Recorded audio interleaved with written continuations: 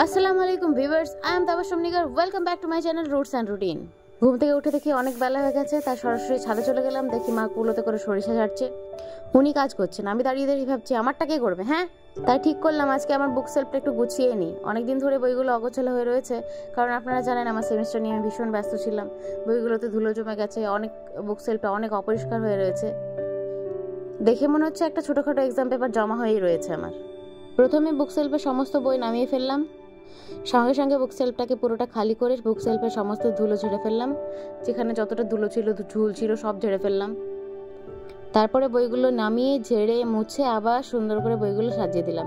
আসলে বই যদি মাঝে মধ্যে পরিষ্কার না করা হয়, তো বর্ষাতে তো এমনি বইয়ের ভেতরে অবাঞ্ছিত রুমমেট এসে হাজির হয়ে যায়, পোকা লেগে যায়। তো সেই জন্য মাঝে মধ্যে বইগুলোকে ঝেড়ে মুছে পরিষ্কার করতে হয়। ইদানিং আমার বইয়ের সঙ্গে একটু বেশি ভাব হয়েছে।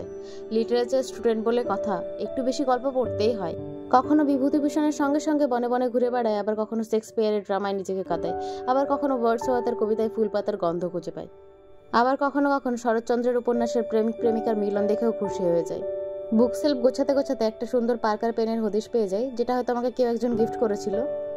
কিন্তু পেনটা খুব সুন্দর, খুব ক্লাসিক।